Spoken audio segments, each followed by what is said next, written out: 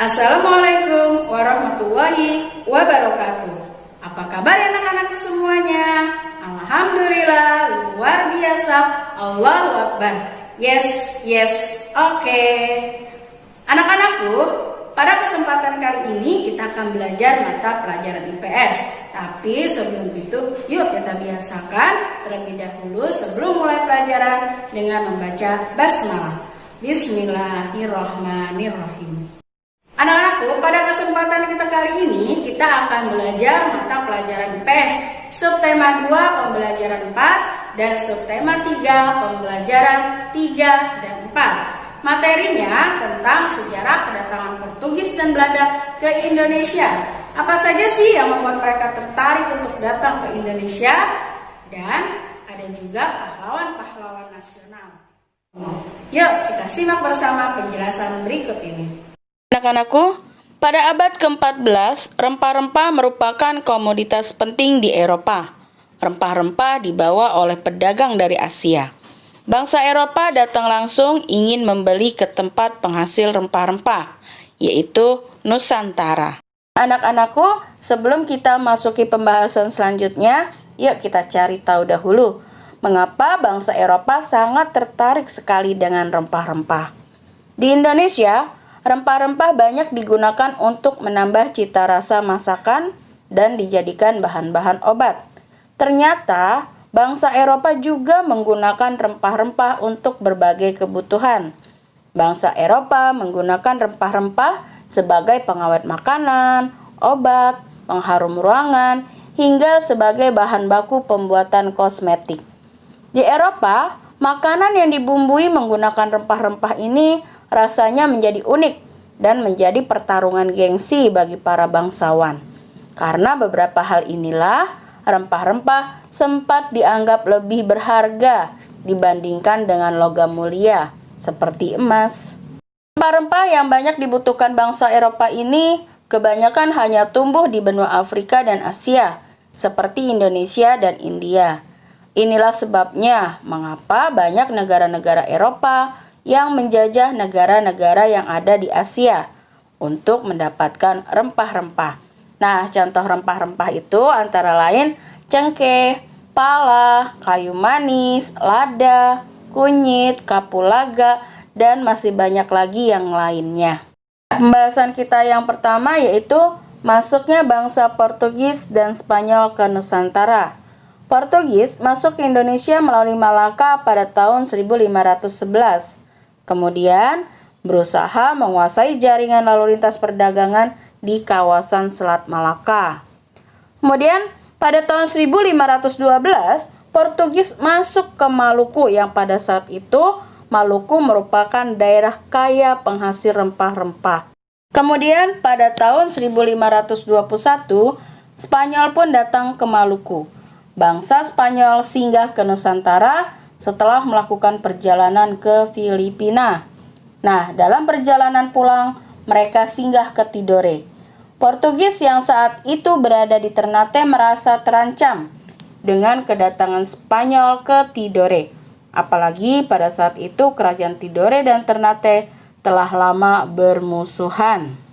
Sementara itu Portugis yang buka kantor dagangnya di Ternate merasa terancam dengan hadirnya Spanyol di Tidore.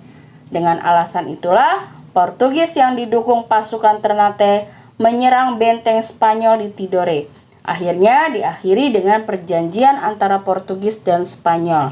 Nah, isi kesepakatan itu yaitu disepakati bahwa Maluku dikuasai oleh Portugis, sedangkan Spanyol menguasai Filipina. Pembahasan yang selanjutnya yaitu kedatangan Belanda di Nusantara. Belanda masuk ke Nusantara melalui Selat Sunda. Mereka dipimpin oleh Cornelis de Houtman dan Pieter de Keyser. Mereka menyusuri pantai barat Afrika, lalu sampai ke Tanjung Harapan. Dari sana mereka mengarungi Samudra Hindia dan masuk ke Nusantara melalui Selat Sunda, lalu tiba di Banten. Setelah sampai di Banten, armada ini tidak diterima rakyat Banten karena Belanda bersikap kasar. Kemudian dari Banten, armada ini bermaksud menuju Maluku untuk membeli rempah-rempah, tetapi gagal mencapai Maluku. Cornelis de Houtman kembali ke negerinya, yaitu Belanda, dan ia disambut sebagai penemu jalan ke Indonesia. Berikutnya yaitu perlawanan terhadap bangsa Portugis. Masuknya bangsa Eropa ke Nusantara telah merugikan kegiatan perdagangan, ideologi, dan sosial budaya di Nusantara. Karena kegiatan perdagangan antar kesultanan di Nusantara menjadi terganggu dikarenakan kegiatan perdagangan dikuasai oleh pihak asing. Oleh karena itulah muncul perlawanan dari kesultanan-kesultanan yang ada di Nusantara. Perlawanan terhadap Portugis dilakukan oleh Kesultanan Demak dikarenakan komoditas dari Demak banyak dirugikan sejak Malaka dikuasai oleh Portugis. Nah, pasukan dari Demak dipimpin langsung oleh putra mahkotanya, yaitu Dipati Unus. Demak mengerahkan kekuatan 100 kapal perang dengan ribuan prajurit untuk bergabung dengan pasukan dari Banten, Aceh, dan Palembang. Nah, karena faktor jarak yang jauh dan peralatan perang yang kurang seimbang, penyerangan tersebut tidak berhasil. Selanjutnya, perlawanan terhadap Portugis juga dilakukan oleh Kesultanan Aceh. Pada tahun 1547, Kesultanan Aceh melakukan penyerangan pertama kali terhadap Portugis di Malaka. Penyerangan ini berhasil menenggelamkan 2 kapal Portugis yang berada di pelabuhan Malaka. Portugis kemudian mendapatkan bantuan dari Kesultanan Johor, sehingga pasukan Aceh terpaksa menarik pasukannya dari Malaka. Pembahasan kita yang selanjutnya yaitu Belanda menjajah Nusantara. Masuknya Belanda ke Nusantara membuat Portugis tersingkir dari Nusantara. Pedagang-pedagang Belanda banyak berdatangan ke Nusantara. Para pedagang yang datang ke Indonesia kemudian membuat persekutuan dengan nama VOC atau Persekutuan Dagang Hindia Timur. Persekutuan ini memperkuat kedudukan mereka dalam mengatur perdagangan rempah-rempah di Nusantara. Pada awalnya, kedatangan Belanda ke Nusantara itu bukan untuk menjajah. Awalnya, Belanda datang ke Nusantara tujuannya adalah untuk berdagang dan mencari rempah-rempah. Namun, karena kekayaan hasil rempah Nusantara melimpah, akhirnya Belanda ingin menguasai Nusantara. Belanda menjajah Nusantara dengan cara menerapkan tanam paksa dan monopoli perdagangan. Tanam paksa adalah memaksa petani untuk menanam tanaman perdagangan seperti tembakau, tebu, karet, coklat, kopi, dan kina yang hasilnya nanti akan dijual ke bangsa Belanda dan dibawalah hasil pertanian tersebut ke negeri Belanda. Monopoli dagang juga dilakukan oleh company atau VOC, di mana hanya pedagang Belanda saja yang boleh membeli hasil bumi dengan harga yang sudah ditentukan. Nah, harga itu sangat-sangat murah sekali. Mereka membelinya kepada pribumi. Memasukkan kain dari India hanya boleh dilakukan oleh pedagang Belanda saja. Tanam paksa dan monopoli dagang sangat merugikan kaum pribumi. Selain itu, Belanda juga mengatur pemerintahan serta memungut pajak terhadap kaum pribumi. Rakyat sangat menderita.